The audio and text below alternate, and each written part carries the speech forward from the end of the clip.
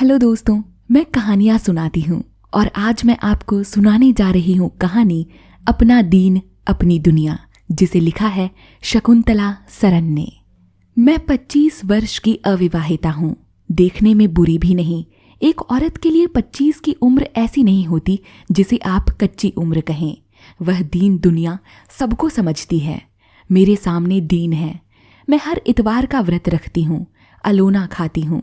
सावन के मास का सोमवार कब रखना शुरू किया कुछ ठीक से याद नहीं।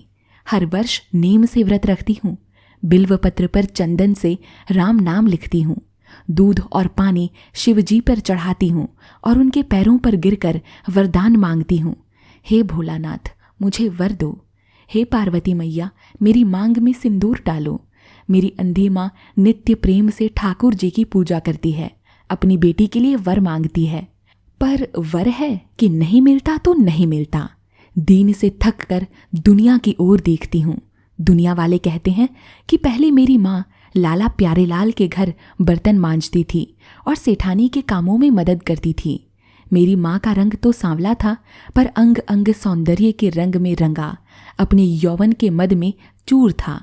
लाला भले आदमी थे, चाहे धोखे में ही पकड़ा हो। एक बार हाथ पकड़ा तो फिर मरते समय ही छोड़ा। लाला के पास पैसा था, हिम्मत थी। उसी के बल पर लाला ने मेरी माँ के पीछे बड़ी बड़ी लड़ाइयाँ लड़ी, घर से, समाज से, और मरते दम तक सर नहीं झुकाया। यही लाला मेरे पिता थे। मेरी माँ के अलावा लाला की गोरी मोटी सेठानी है। बड़ी हवेली है, 12-15 दुकानें हैं, लंबा चौड़ा व्यापार है। बेटे बेटियां हैं, बहू दामाद हैं, सब कुछ भरा पूरा। मैं और मेरी माँ इस भरे पूरे का अंग नहीं।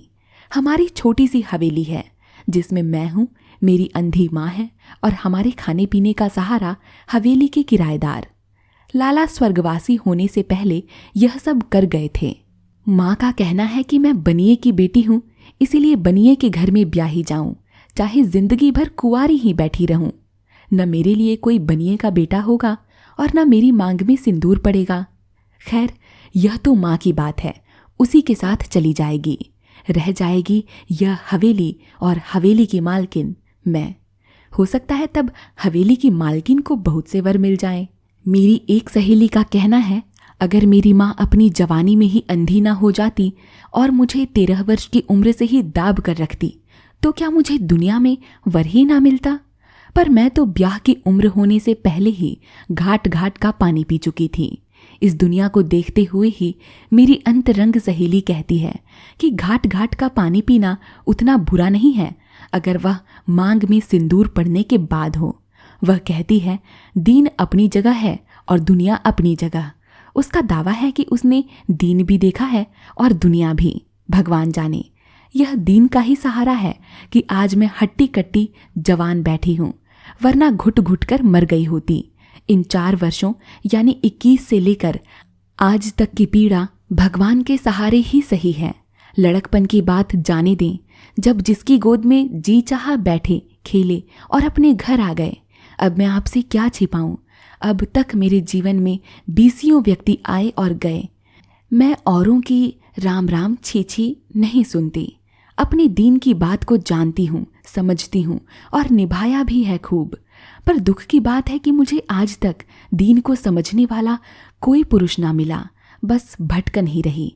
आपको चाहे विश्वास ना हो, पर बात सही है कि पिछले 4 वर्षों से मेरा जीवन बिल्कुल सूना है। लांछनों का टीका लगाए मैं बराबर इस खोज में रही कि कोई तो माई का लाल ऐसा मिले जिसे अपने को सौंप कर मैं निश्चिंत हो जाऊं। अब तो मैं बिल्कुल जान गई हूं कि सौंपने से ही औरत की गति है। मैंने अब तक एक ही नहीं अनेक पुरुषों को देखा है, पर बाहर से, भीतर से नहीं। अगर मैं आदमी का मन अंतर देखे बिना मर गई तो नारी जीवन अकारथ जाएगा। इतने भीतर से कि उसमें मुझ में अंतर ना रहे। शायद माँ इसी को ब्याह कहती है। पर मैं पूछती हूँ, क्या मांग में सिंदूर भर देने से अंतर मिट जाएगा? मेरी एक और सहेली है जिसने ब्याह के बाद नहीं, पहले ही घाटों का पानी पिया था। पानी पीते पीते ही उसे एक ऐसा घाट मिल गया जहां जन्म जन्म की प्यास बुझ गई। फिर क्या था, एक दिन वह दीन और दुनिया दोनों को आग लगाकर भाग गई। मेरा पक्का विश्वास है, भागने वाला कायर है, चोर है। जो कुछ मिला है उसे दुनिया को दिखाकर रहो तो दीन है। कहीं दुनिया से अलग भी कोई दीन है? मैं अपना दीन नहीं छोड़ना चाहती, इसीलिए दुनिया भी नहीं छोड़ती। भले ही इस दुनिया में दीन और दुनिया को एक साथ संभालने वाला ना मिले। खैर, यह तो हुई पोथियों की बातें, पर मेरे मन की बात यह है कि मैं 4 वर्षों के अकेलेपन से घबरा गई हूँ। दीवारों से सर फोड़ने को जी चाहता है। स्वस्थ जीवन के लिए स्वच्छ निर्मल जल जरूरी है, पर जाती हुई जिंदगी को बचाने के लिए गंगा जल ना मिले और नाली का पानी मिले तो 2 बूंद मुंह में टपका कर जिंदगी तो बचाई जा सकती है। घबराहट ही जानो, मैंने बिना सोचे समझे नाली में मुंह डाल दिया। भाग्य कहिए या भगवान की कृपा, मैंने घबराकर जिसे नाली का पानी समझा था वह तो गंगा जल से भरा पड़ा था। मैं धन्य हो गई। छक्कर पिया जिसे खोजती थी, आखिर मिल ही गया। जिन खोजा तिन पाइया, और मुझे तो गहरे बैठने की भी जरूरत ना पड़ी। वो ऐसा था कि बाहर से देखा और भीतर से पहचाना जा सके। दिन दिन इतना मेरे पास आता गया कि तन का ही नहीं मन का भी अंतर मिट गया। माँ 4 बोझ लकड़ी की बाट देख रही है। लाला की छाया में उसने दीन दुनिया दोनों से आंखें मूंद ली थीं। लाला ने उसे हाथों हाथ संभाला था। मेरा और उसका एक होना माँ सह न सकी। आंखों में गुस्से और अपमान के आंसू भर कर बोली, मैंने कहार के घर में जन्म लेकर बनिए का घर संभाला और तुझ बनिए की बेटी को चमार मिला। माँ रोई पीटी, लाला की इज्जत की दुहाई दी, बिरादरी के बेटों और उनके बापों को कोसा, जहर खाने की धमकी दी, गंगा मैया की गोद मांगी। बड़े संकट में पड़ी। माँ का साथ देना बहुत जरूरी था। वह मर गई होती तो बात और थी। सोचा उससे सलाह लूं। आप सच माने वो देवता है, दुनिया और दुनिया वालों की बातें नहीं जानता। मेरी बातें सुनकर बड़े भोलेपन से बोला, जैसा तुम और माँ ठीक समझो करो। मुझसे कहो तो कहीं दूर चला जाऊं, तुम्हारी यादों के सहारे ही जिंदगी काट लूंगा। माँ आखिर मेरी माँ ही है। रात गए तो मैं उसके पास गई। वो सोई न थी। न जाने कैसी पीड़ा थी या जलन थी जिसमें वो छटपटा रही थी। मैं किसी को छटपटाता नहीं देख सकती। माँ को समझाया, तू बिरादरी का मुंह छोड़, तूने ही कौन सी बड़ी ऊंची जात में जन्म लिया था। मैं तो बिना ब्याह किए ही उसकी हो चुकी। ब्याह तो दुनिया को समझाने दिखाने की बात है। अगर तू बहुत दुखी है तो तेरे जीते जी मैं चमार बिरादरी में ब्याह ना करूंगी।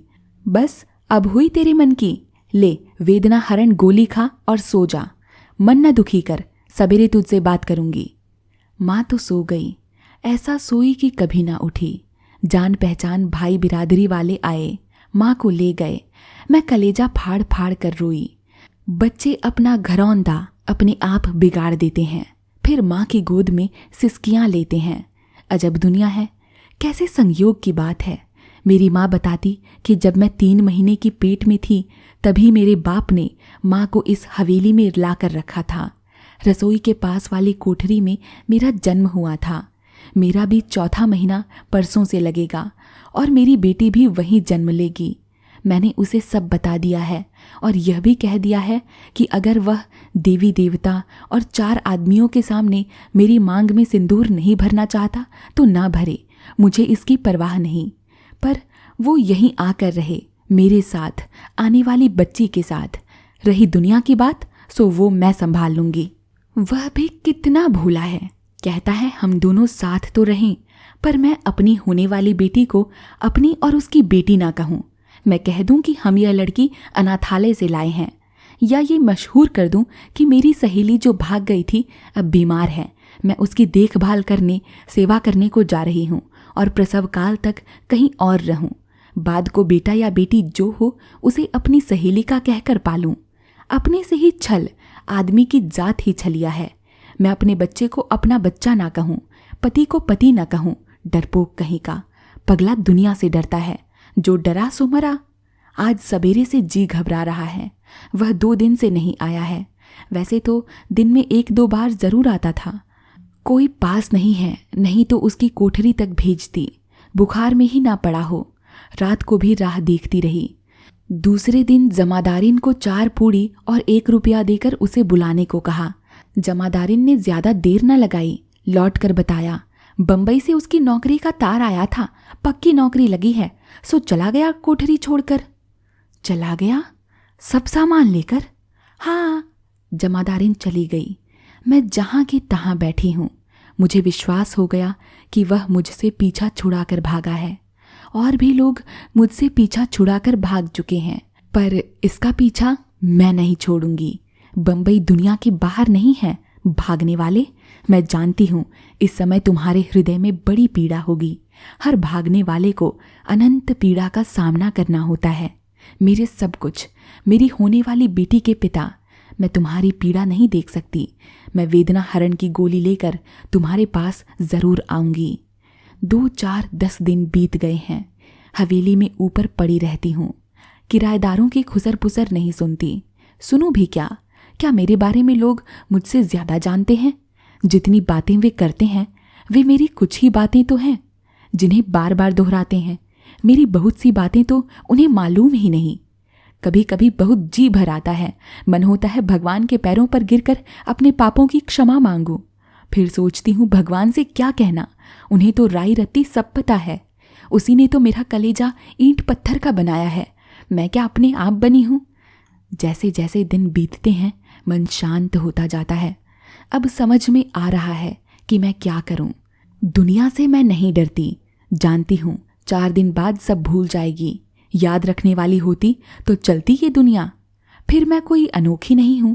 सैकड़ों पड़ी हैं, सभी अपने पेट में पलते पाप को पैदा कर गला घोंट कर नदी तालाब में बहा नहीं देती। तो क्या मैं अपने बेबाप के बच्चे को पाल नहीं सकती? मुझे अपना दीन मालूम है, और यह भी कहती हूँ कि आज कलयुग में भी दुनिया से इतना दीन नहीं उठ गया है कि कोई अपने बच्चे को पाले और दुनिया पालने ना दे। इस पर भी अगर ये दुनिया मुझे छोड़ती है तो शौक से छोड़ दे। बसा लूंगी मैं अपनी दुनिया, बना लूंगी मैं अपना दीन। हवेली तो अपनी ही है।